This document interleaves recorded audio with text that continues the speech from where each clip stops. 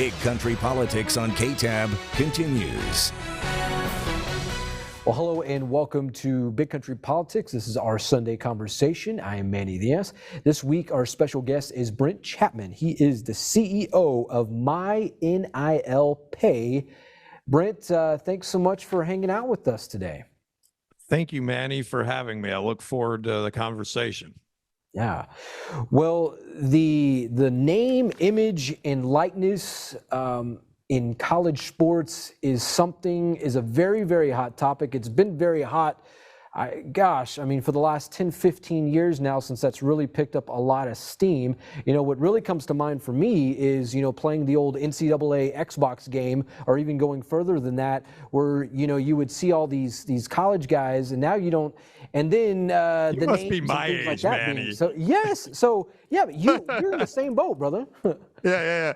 I grew up, man. I remember I was a champion using Ricky Williams as my running back in the Texas, the old school football game. I got it. I know what you're talking about. We are on the same boat, my man. So tell us a little bit about yourself. You're the CEO of this company. Tell me who is Brent Chapman, CEO of NIL Pay? Well, Brent Chapman is a former Chief Information Officer. I was the head of technology for 3 different financial services companies. And I have a 12-year-old son, and we were at a national football camp, and we were talking to some of the coaches, which are college kids, right? Helping out other kids. And we were talking to them about their NIL experiences. And my son and I walked away from that conversation like, this is not how it should be, right? There's got to be a better way to do this. And I took that and really thought through, how do you democratize NIL? How do you get everyone involved? How do you make it a level playing field for all student athletes, whether you're D1 or D3 or rowing team or football, right? Mm-hmm. Wow. So that's a pretty tough hill to climb, because if you would have said this 20 years ago, people would have been like, huh? And wondering how you're actually going to do that. But now, here within the last few years, this has been a thing that's come to reality where student athletes are being paid. And, if you look back at the old SMU days and things like that, it's like, man, well, if something would have been in place like this years ago, maybe we don't have, the pony excess and the whole ESPN 30 for 30. Well, if you think about it, it makes sense, right? When you hear numbers like a $2 billion TV deal for some football games, you're like, maybe the guy should get more than a T-shirt and some room and board, right? It probably makes sense that the players be compensated, and so they did. It took a really, really long time, and it took litigation really to get to the point where they said, all right, we'll give these athletes an opportunity to make some money. Yeah. Well, and it was just earlier, it was December 5th, the NCAA president, Charlie Baker, sent a letter to more than 350 Division I schools saying that he wants the association to create a new tier of Division I sports where schools would be required to offer at least half their athletes a payment of at least $30,000 per year through a trust fund. Tell me, that's an insane amount of money. Tell me, unpack that for me. Yeah, so the way that he laid this out in this letter, and there's not much more detail beyond that, and he's since kind of backtracked a little bit, saying it's just an idea. We're trying to get Congress motivated to do something, right? But if you look at what he said, so they're going to take already pretty fragmented D1, D2, and D3, right, and say, now we're going to do a special D1 where you get to pay your athletes, right? And with limits like that, not all these schools are going to be able to participate in it, right? Again, it's going to be the big schools and the big name athletes that are going to get to participate. The other sort of thing that was left out in that is, it's a dollar for dollar match with women's athletes in sports as well. So if you choose to pay your quarterback $2 million, you also then have to somehow get $2 million to women's sports. right? So I don't see how that works, right? I don't see how A, they generate the money for that, or B, that they make that equal. That they've really struggled with that to date. If you look at the statistics to date, 92% of collective NIL collective dollars go to male athletes. Now you're telling me all of a sudden they're going to do a 50-50 match? I think that's going to be really difficult for them to do, and they've got to come up with a better system that makes it fair and equal for all student athletes. Yeah. All right, Brent, we're going to take a quick commercial break, but when we come back, we're going to, unpack a few more things about this whole thing. Plus, we're going to talk about Brent's company, NIL Pay, and what that's going to be doing for the landscape of name, image, and likeness. That and more right here on Big Country Politics. Big Country Politics on KTAB continues. Well, welcome back to Big Country Politics. This is our Sunday conversation. This week we're joined by Brent Chapman, CEO of NIL Pay. Today we're talking about name, image, and likeness regarding collegiate sports and the payment of student athletes. This has been a long time. I guess you could say, yeah, Brent, this has been a long time coming for student athletes.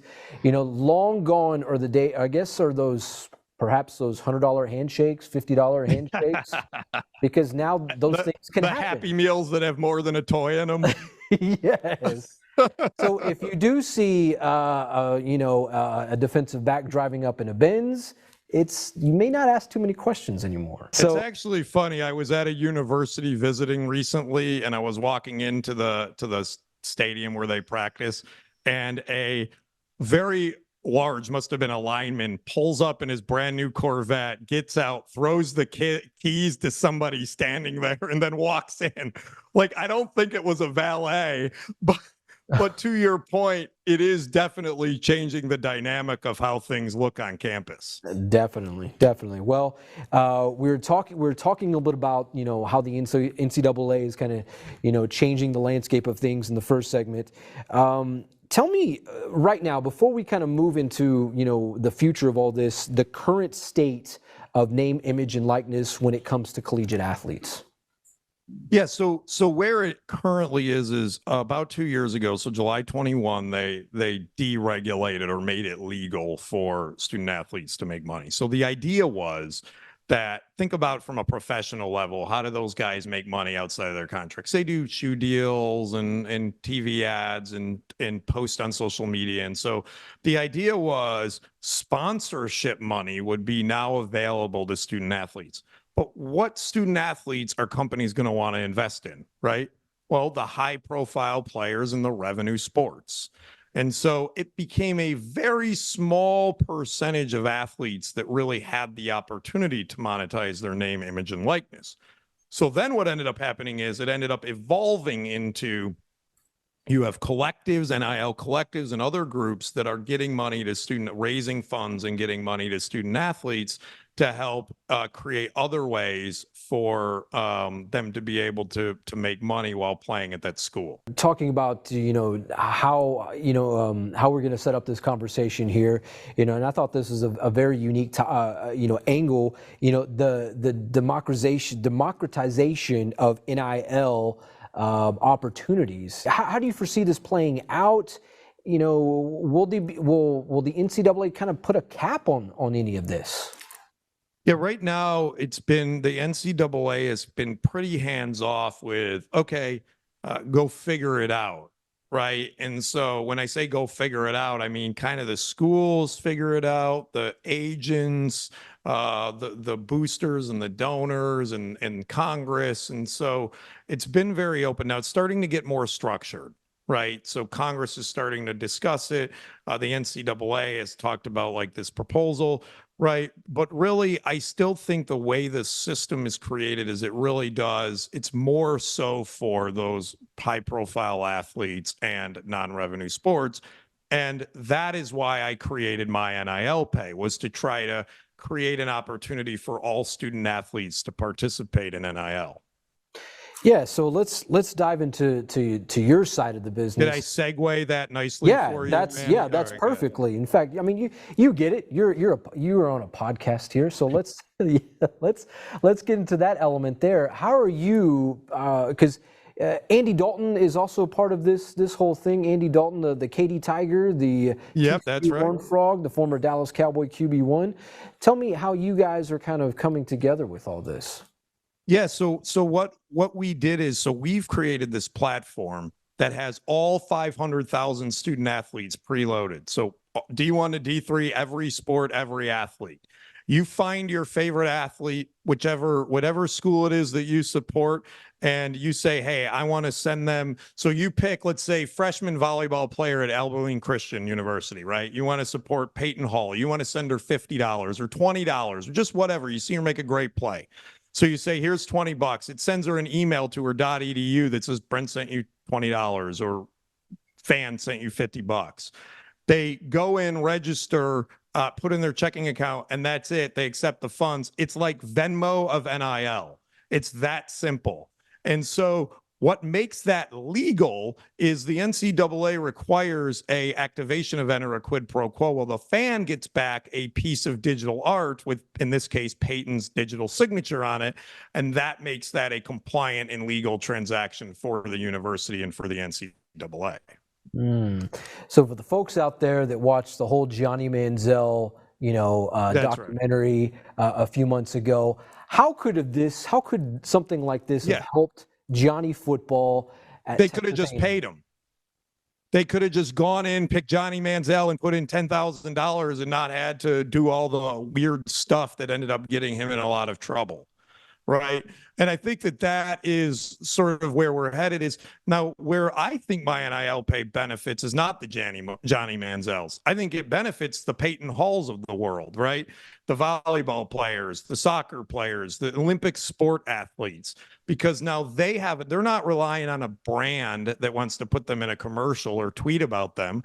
They now can go out and hustle and get their own brand, get their own sponsor, get their own donors, get their own fans, go on their socials, build out their social, and get people to support them that way.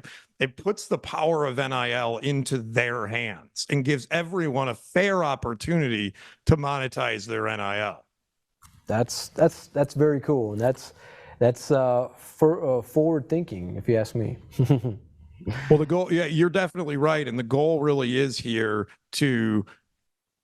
there's an opportunity here, right, in a marketplace where you have a new concept. And so the easy thing to do is say, hey, let's take care of the big name, the quarterback or whatever, right? The harder thing to do is to say, how do we get everyone involved? And right now, the pie has not been distributed very equally. And so I think it's like my NIL pay and other products that will follow, certainly, that will give student athletes, all student athletes, men, women, big school, small school, Olympic sport, big sport, doesn't matter, an opportunity to monetize their NIL. Very cool. All right, Brent, thank you so much for joining us today. Very cool company that you have going there, man. Thank you very much. Appreciate your time, Manny. All right, brother. For Brent Chapman, CEO of My NIL, I am Manny Diaz. This has been another Sunday Conversation right here on Big Country Politics. We'll see you next time. God bless.